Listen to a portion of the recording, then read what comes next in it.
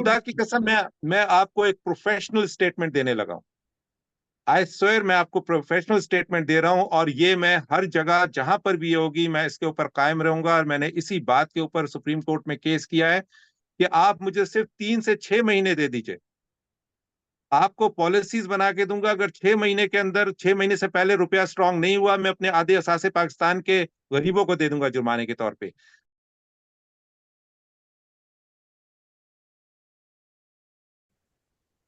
Pakistan is facing one of the worst economic crises in its history. For several decades now, the economy has been grossly mismanaged, and now the chickens have come home to roost. और पाकिस्तान एक बार फिर IMF के आगे हाथ फैलाए बैठा है मदद के लिए. And IMF, among other things, now requires the country to privatize some of its large loss-making state-owned enterprises, most notably the Pakistan International Airlines.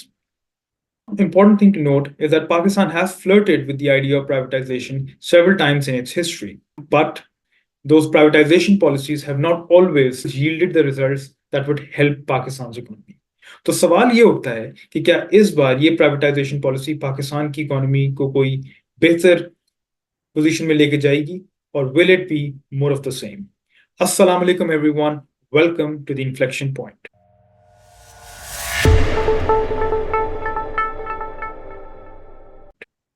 Our guest for today is Dr. Sadiq Ali, a regular contributor to Paradigm Shift, a PhD scholar who has worked extensively on infrastructure planning and whose entire thesis was on Pakistan Railways and whether it should be privatized or not.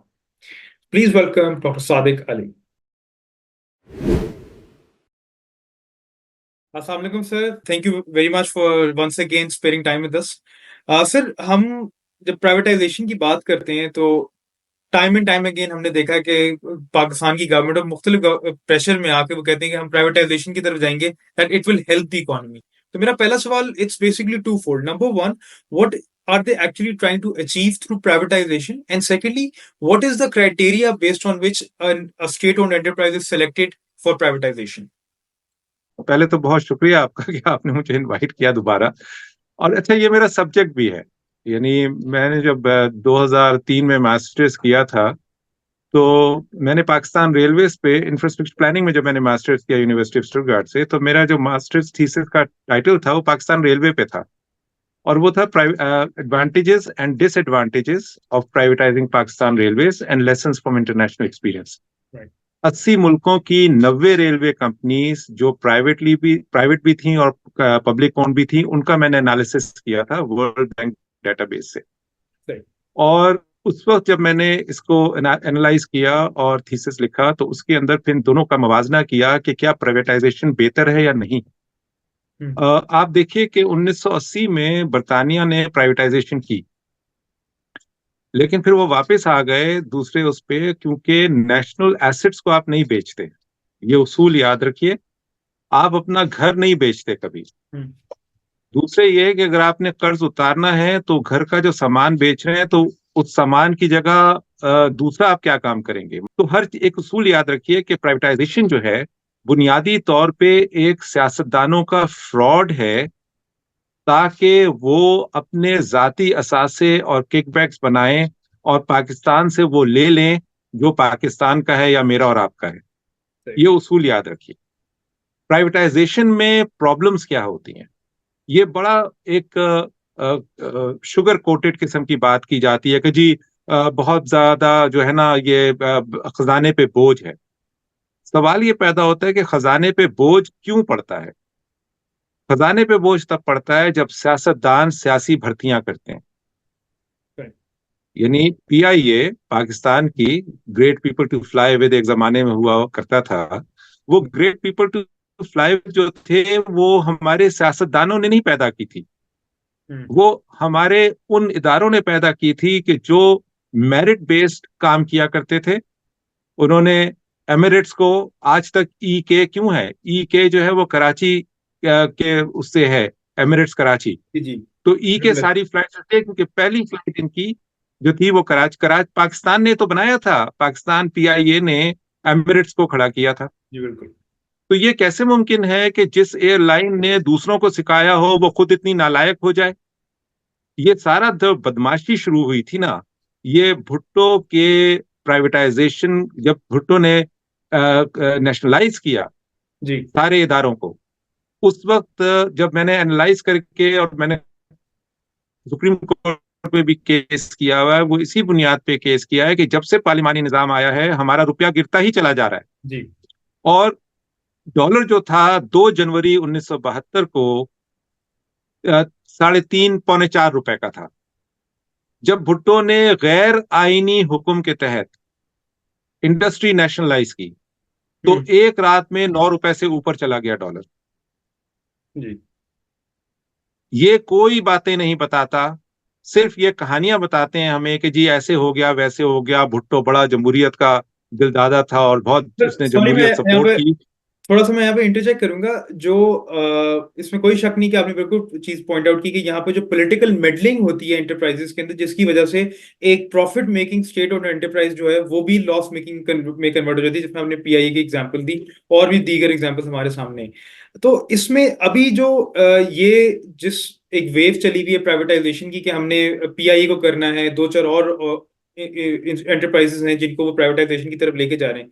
So what are their aims from it? Like एक तो वो जो है जो आपने बता दिए कि असल में वो क्या करना चाह रहे हैं, बट हमें जो वो बताए जाते हैं, जो पब्लिक में कहे जाते हैं, वो ऑन पेपर उसकी क्या लॉजिक क्या देते हैं? वो लॉजिक ये देते हैं कि हम कर्ज उतार रहे हैं। राइट। लॉजिक ये दे रहे हैं कि हमने गाड़ी खरीदी थी उस पे लीज पे, अब उसका हम लोन दे नहीं पा रहे हैं क्योंकि हमने उसको सही तरह इस्तेमाल नहीं किया, वटेवर। और अब हमने वो हमें गाड़ी जो है वो हमें बेचनी पड़ रही है। सवाल ये पैदा होता है कि आज से पहले जो चीजें बेची गई, क्या उससे मुल्क का कर्ज उतर गया? हम्म। भाई हर दौर में प्राइवेटाइजेशन इसी प्रीटेक्स्ट पे की जाती है ना, जी। कि हम जो है वो कर्ज उतार रहे हैं। जी। तो फिर कर्ज बढ़ क्यों रहा है अगर ये उतर जाना चाहिए था तो? ये बिल्कुल ठीक है कि जो प्राइवेट, और इसमें मैं आपकी बात को सेकंड यहाँ पे करूंगा कि जब 91 से 93 के दरमियान प्राइवेटाइजेशन की थी, तो उसके अंदर भी यही हुआ था कि जो उसकी प्रोसीड्स थे, they were not used for debt retiring, they were used for political gains वगैरह। और उसके ऊपर एक एशियन डेवलपमेंट बैंक की एक कमीशन रिपोर्ट भी देखिए, थी, तो उस पर भी इन्होंने पॉइंट। एक उसूल याद रखिए हमेशा, और वो ये है कि प्राइवेटाइजेशन जो है वो एक गिमिक है सियासतदानों का, जिससे वो नेशनल एसेट्स को अपने कब्जे में लेते हैं और अपनी प्राइवेट प्रॉपर्टी बना लेते हैं। जिस तरह मोहम्मद अली जिन्ना ने, मैं दोबारा उस पुराने इंटरव्यू की बात को लेकर आऊंगा, मोहम्मद अली जिन्ना ने जब कहा था डेंजर्स ऑफ पार्लियामेंट्री सिस्टम, उसका बुनियादी मकसद ये था कि लोग बादशाहतें कायम ना करें, क्योंकि पार्लिमानी निजाम जहां पैदा हुआ था वहां बादशाह ने ये रिटन वो लिया था डॉक्यूमेंट, कि तुम कभी भी बादशाहत को क्लेम नहीं करोगे। तुमने अगर कोई एक मैनेजर लेकर आना है जिसे प्राइम मिनिस्टर कहा जा सकता है, वो तुम्हें जो फैसिलिटीज दे वो तुम्हारा और उसका मामला है। मुझे एक तो बादशाहत को कभी क्लेम नहीं करोगे, नंबर दो मुझे इतना पैसा हर वक्त में हर महीने मिलता रहना चाहिए।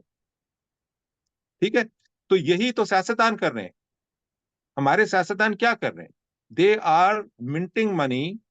वो तख्ते लाहौर और तख्ते पंजाब और तख्ते सिंध ये बना रहे हैं।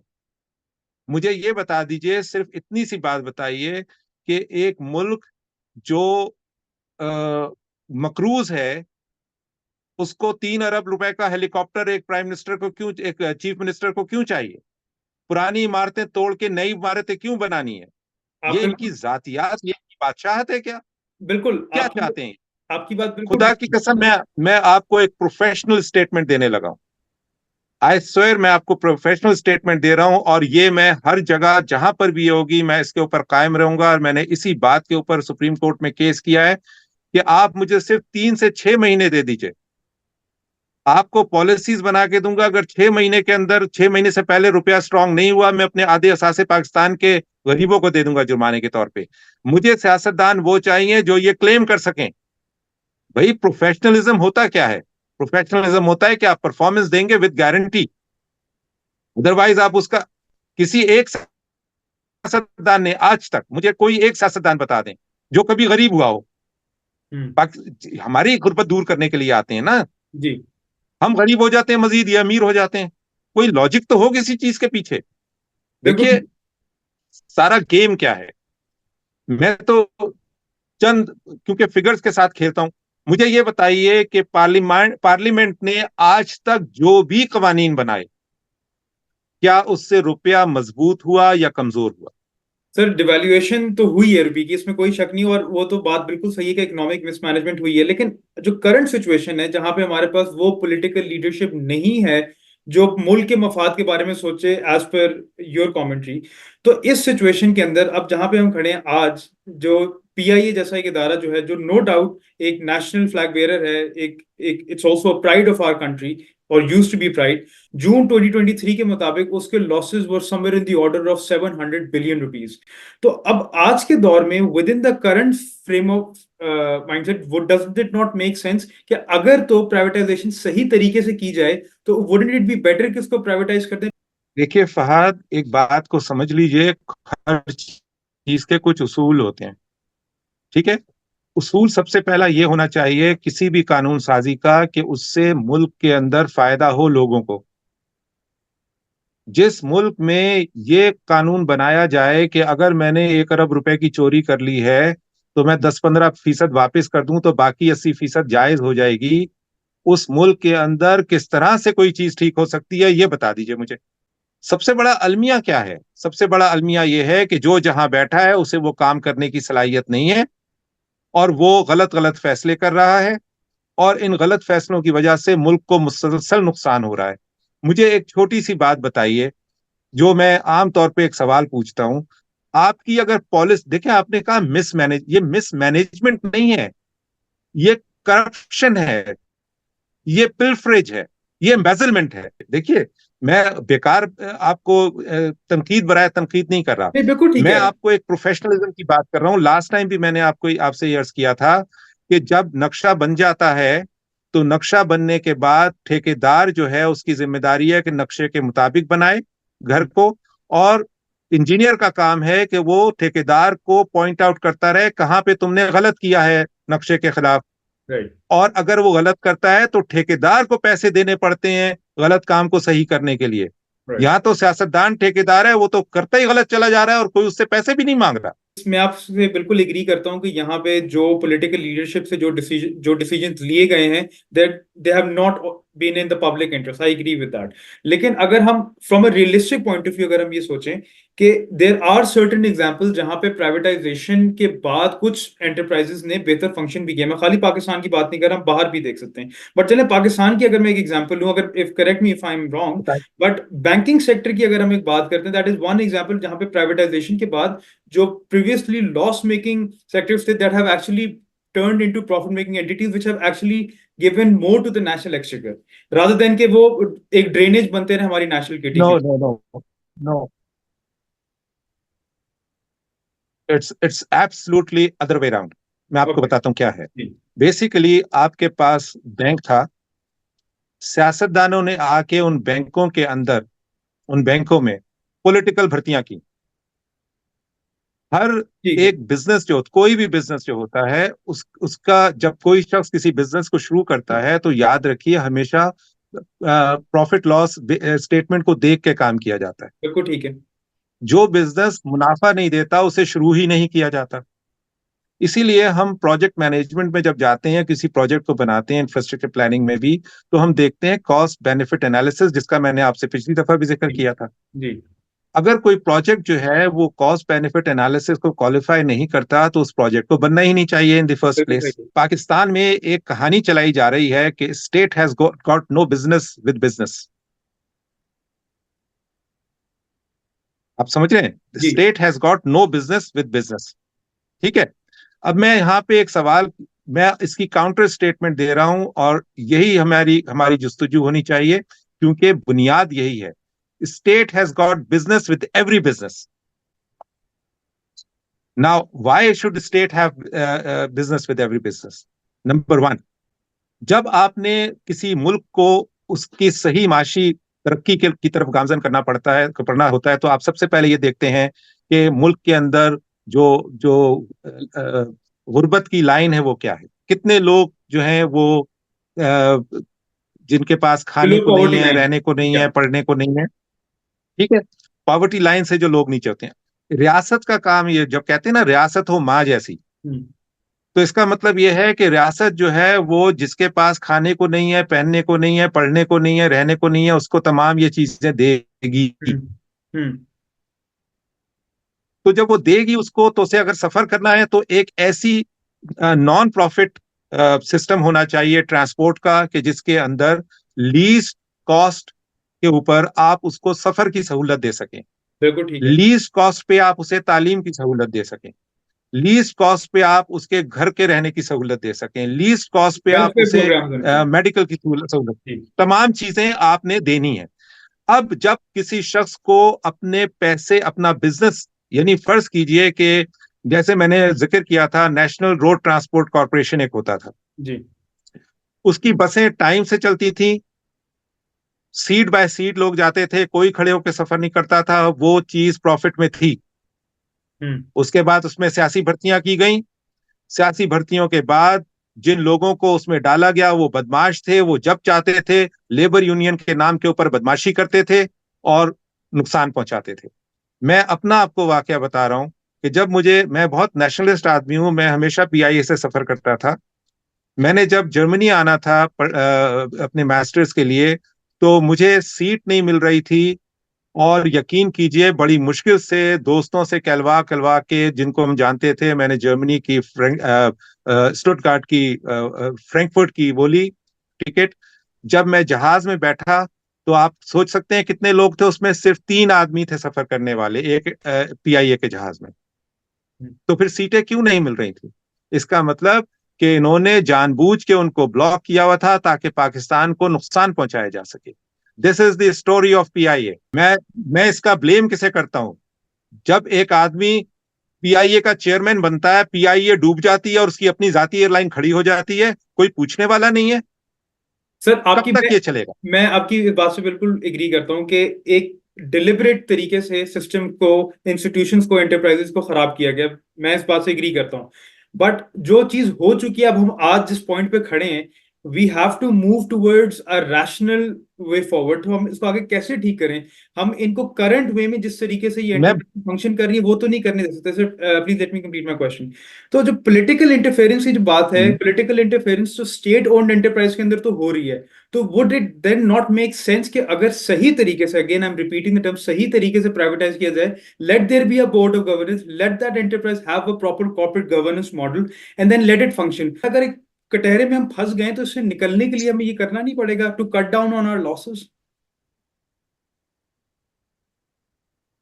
नहीं, आपके ये जो इदारे हैं, पीआईए हो गई, स्टील मिल हो गई, वॉल्टन एयरपोर्ट हो गया, ये आपकी लैंड एसेट्स भी हैं और ये आपके स्ट्रेटेजिक एसेट्स भी हैं।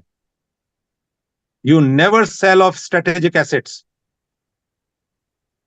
तो सर ये मैं गारंटी के रिसेसिपिटेट साथ कैसे कह रहा करें? हूं। मैं आई अपनी एग्री। टीम लगाऊंगा, आप देखिएगा, आपको पता चल जाएगा कि किस तरह से मुनाफा किया जाता है। हमें इस बात को देखना है कि पहली प्राइवेटाइजेशन ने कोई फायदा पहुंचाया मुल्क को या नुकसान पहुंचाया। जो आपके स्टेट ओन्ड एंटरप्राइजेस हैं, खास तौर से जो स्ट्रेटेजिक एसेट्स हैं, एयरपोर्ट हो गया आपके, आपकी स्टील मिल हो गई, रेलवेज हो गई, ये तमाम हाईवेज, मोटरवेज, ये स्ट्रेटेजिक एसेट्स हैं आपके। बिल्कुल ऐसे। आप इनको कभी भी किसी के हवाले नहीं करते। और दूसरी बात यह है कि हमें आज तक ऑडिट इस बात का नहीं किया गया कि जब पैसा ये बेचा तो ये पैसा गया किस अकाउंट में, इसका कभी आज तक ऑडिट नहीं हुआ। सर आपकी बात बिल्कुल ठीक है कि यहाँ पे पाकिस्तान के स्ट्रेटेजिक एसेट्स को कॉम्प्रोमाइज किया जा रहा है बहुत बुरे तरीके से, और we need a better leadership, इस पे कोई शक नहीं। बट अगर मैं थोड़ा सा ग्राउंड रियलिटी पे अगर आके बात करूं कि करंट सिचुएशन के अंदर जहां पे हमारे पास वो हाई लेवल ऑफ लीडरशिप अभी नहीं है, तो उस सिचुएशन के अंदर, क्योंकि जब तक we have to wait for a good leader, but we can't just sit around and wait for the good leadership, right? We have to do something in the meantime, because no, जिस तरीके से losses बन रहे हैं उनको I am कैसे giving you, करें? I am giving you solution to this. Yeah. Solution ये है कि जो जो मुल्क है उसमें 2 पार्टियां होती हैं, एक होते हैं शहरी और एक होती है हुकूमत। जी। लेकिन ये दोनों जो हैं वो एक माहिदे के तहत हैं जिसे कॉन्स्टिट्यूशन कहा जाता है। जी।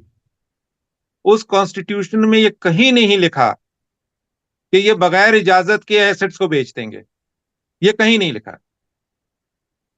हम्म। ये उसमें ये जरूर लिखा है कि ये मुल्क की खुशहाली के लिए काम करेंगे, इनकी ड्यूटी है ये हम्म। पब्लिक सर्वेंट्स हैं, they are known as public servants. अब जब रियासत के अवाम जब इस बात को समझती है अपने इल्म की रोशनी में, अपने तजुर्बे की रोशनी में कि पहले प्राइवेटाइजेशन से कोई फायदा नहीं हुआ बल्कि नुकसान हुआ, कर्ज भी बढ़ा और हमारी स्ट्रेटेजिक एसेट्स भी चले गए, हम्म। तो उसका तरीकाकार अब यह है कि जो लोग मेरी बात सुन रहे हैं, खुदा का वास्ता है किसी तरह से अदालत में जाके केस करें और इसके ऊपर स्टे ऑर्डर लें, और अदालत जो है वो मैं 1 साल दे दे सिर्फ, ठीक है।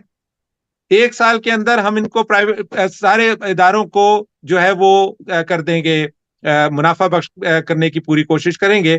इसलिए क्योंकि सबसे इंपॉर्टेंट बात क्या है, जब प्राइवेटाइज हो जाएगी तो जितने भी एम्प्लॉयज इनमें रह रहे हैं, क्या लोग जॉब से निकल जाएंगे, बेरोजगारी बढ़ेगी कि कम होगी, पहले ये बताइए। बिल्कुल बढ़ेगी, अनएम्प्लॉयमेंट रेट बढ़ेगा इसकी वजह से।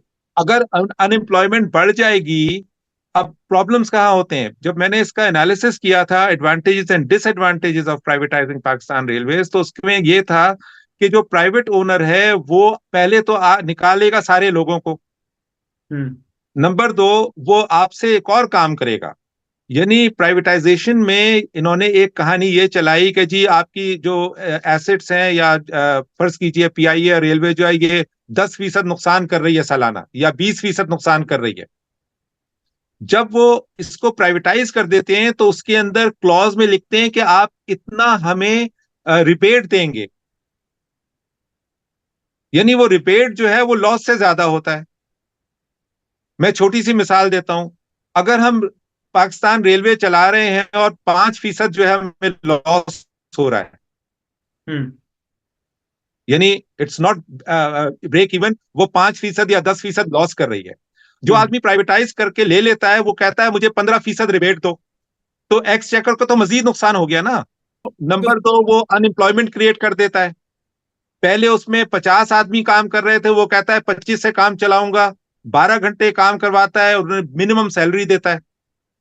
आप सर, देखें तो सही बर्बादी किस तरह से हो रही है। बिल्कुल आपकी बात बिल्कुल ठीक है, लेकिन सर आप ये इस बात से भी तो एग्री करेंगे कि करंटली जिस तरीके से सियासी भर्तियां हुई हैं तो उसमें ओवर एम्प्लॉयमेंट भी तो हुई भी है ना स्टेट ओन्ड एंटरप्राइजेस के अंदर, दैट भाई इन यही तो मैं इटसेल्फ। आपसे अर्ज कर रहा जी। हूं, तो ओवर एम्प्लॉयमेंट सियासी भर्ती मैंने किया या सियासतदानों ने की है? बिल्कुल सियासतदानों ने किया, तो इसलिए तो मैं कह रहा हूँ कि सियासतदानों के हाथ से निकालें इस चीज को।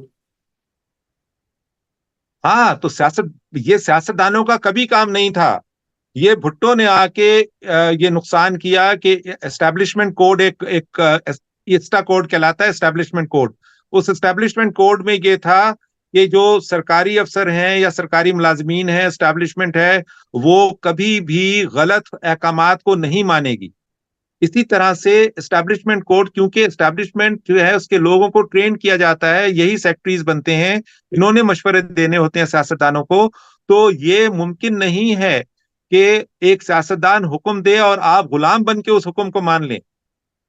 आपको रियासत के अहकामात जो हैं, रियासत का तरीकाकार जो है वो हमेशा प्रॉस्पेरिटी ऑफ द सिटीजन को देखेगा, वो कभी ऑर्डर को नहीं देखेगा। वो देखेगा क्या क्या इस हुक्म को मानने के अंदर मेरे मेरे मुल्क को फायदा है कि नुकसान है। मैं इसीलिए तो कह रहा हूं कि ये केस लेके जाइए, स्टे ऑर्डर लीजिए प्राइवेटाइजेशन के अगेंस्ट, सर, और आई कम डाउन, और मैं टीम के साथ ये टाइम मांगता हूं कि आप दें।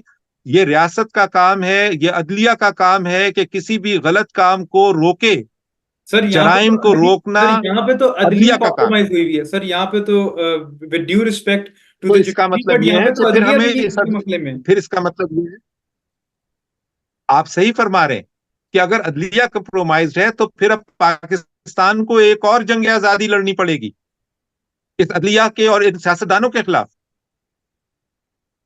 आपको खुद सोचना चाहिए ना ये बात कि अगर कोई शख्स जो है वो मुसलसल गलत कर रहा है, चोरी कर रहा है, अदलिया जो है वो अदल नहीं दे रही, तो उस अदलिया का हमें देखें 130वें नंबर पे आ गए आप 140 मुल्कों के उसमें अदलिया जो है हमारी।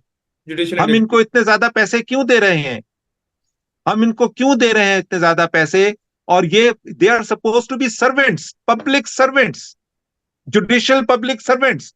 आपका नौकर आपके नाम पे कर्ज ले रहा है और आप जो है वो उसको रोक नहीं सकते। सर आप, लेकिन अब इस भाई ये फिर हमें एक किस दुनिया में रह रहे हैं? पॉलिटिकल रेवोल्यूशन की देखिए, तरफ जाना पड़ेगा। फिर मैंने जो केस किया है,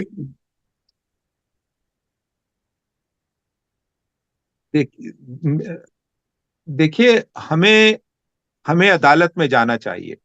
उसकी वजह यह है कि आप देखिए कि इसे कहते हैं कि अल्लाह ताला के अपने प्लान्स होते हैं और अल्लाह ताला प्लान्स को रोकता है। जब इन्होंने 6 जजेस के ऊपर एक जिलानी तसद्दुक जस्टिस तसद्दुक जिलानी साहब को यह कहा कि आप एक मेंबर बेंच बना के काम कर लें, उन्होंने रिफ्यूज कर दिया। और उन्होंने क्यों रिफ्यूज कर दिया? बिकॉज ही अंडरस्टूड कि गेम इसके पीछे क्या है। अब मजबूरन काजी फायद ईसा साहब को 7 मेंबर बेंच बनाना पड़ा। तो जब लोग खड़े होके अदालत के पास जाएंगे, अदालत को मजबूरन फैसला करना पड़ेगा।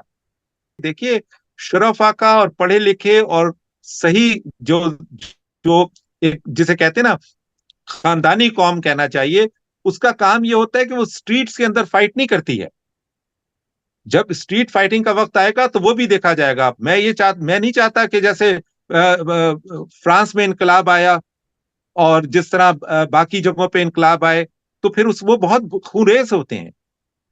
हमें पढ़े लिखे लोगों की तरह हमें अदालत में जाना चाहिए। और मैं ये गुजारिश कर रहा हूं कि ये इसके ऊपर स्टे ऑर्डर लीजिए, किसी चीज को प्राइवेटाइज मत कीजिए। इन्होंने पहले जो प्राइवेटाइजेशन किया उसका पहले हिसाब दे दें हमें, उसके बाद देखेंगे। ठीक है सर, आपकी पॉइंट वेल टेकन के प्राइवेटाइजेशन में स्टे लेनी चाहिए। देन यू से you have a game plan through which we can convert these SOEs into profit making entities. तो उसके ऊपर थोड़ा सा if you could highlight on that, what is that game plan that you have? उसका बहुत छोटा सा आसान सा तरीका है। इन्होंने, जब मैंने ये थीसिस लिखा और मैंने प्रेजेंटेशन दी तो मुझसे सवाल रेलवे में ये पूछा गया, रेलवे मिनिस्ट्री में, कि आपने तो रेलवे में कभी काम नहीं किया, आपको कैसे पता रेलवे मुनाफे पर कैसे होगी? अब मैं आपको बताता हूँ कि तरीका क्या था, जो मैंने तरीका बताया। देखिए, हमारे जितने भी एसेट्स हैं, दे आर मूवेबल एसेट्स और इमूवेबल एसेट्स। ठीक है, हम एग्जाम्पल दोनों की, पीआईए की भी ले लेते हैं और रेलवे की भी ले लेते हैं। रेलवे के लिए मैंने ये सजेस्ट किया था कि आप जो है वो ना कोई अपने लैंड एसेट्स मत बेचिए, आप अपनी ट्रेन्स मत बेचिए, क्योंकि आपके पास हैं ट्रेन्स। आप ये कीजिए कि जो लोग जिनके पास पैसा है, आप उनको अपॉर्चुनिटी दीजिए कि जनाब, फर्ज कीजिए मैं कहता हूं हबीब बैंक है, हबीब बैंक अपनी एक ट्रेन चलाता है। जब हबीब बैंक अपनी ट्रेन चलाएगा तो जिस तरह आप टोल टैक्स देते हैं सड़क के ऊपर, हबीब बैंक आपके इंफ्रास्ट्रक्चर को इस्तेमाल करते हुए अपनी ट्रेन, अब ट्रेन उसकी अपनी है लेकिन इंफ्रास्ट्रक्चर किसका है? रियासत का। वो रियासत को उसका टोल टैक्स देगा।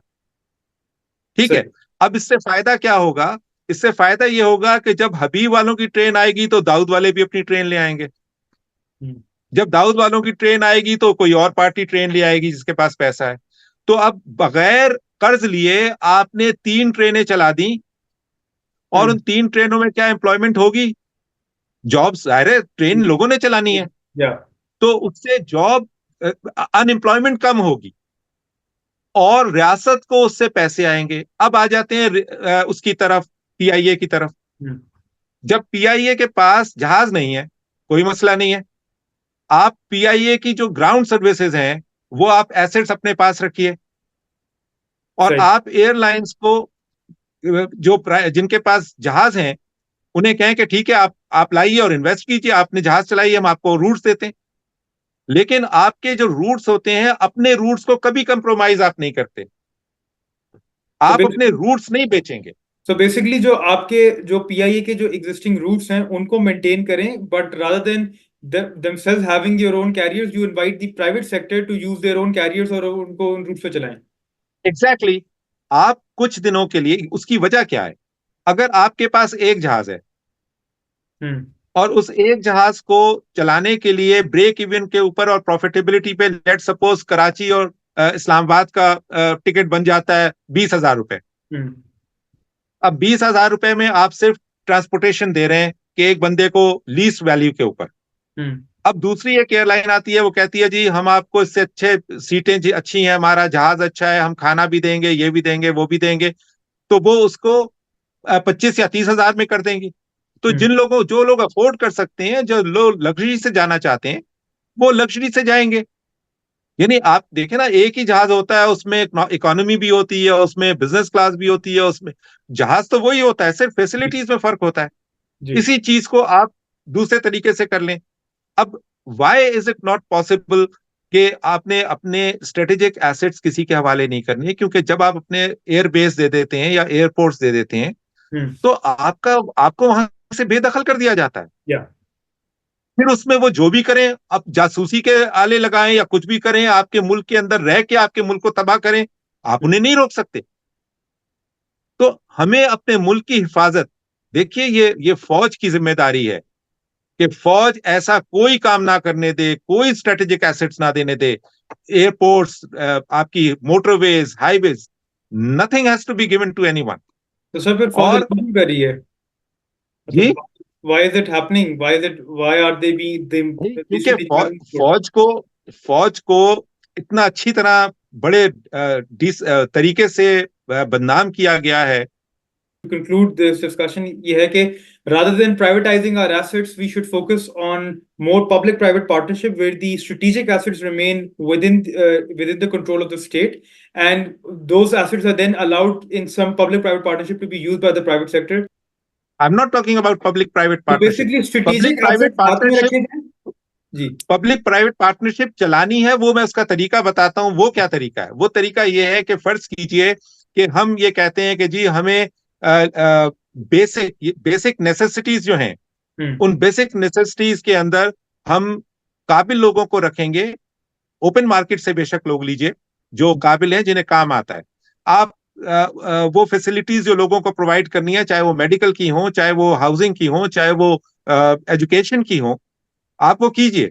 लेकिन लोगों को वो सस्ती मिलनी चाहिए, और जो लोग उसमें इन्वेस्ट करेंगे, जाहिर है वो शेयर होल्डर होंगे, क्योंकि रियासत के पास तो पैसा है नहीं, वो तो लूट के खा गए जितने लोगों ने खाना था।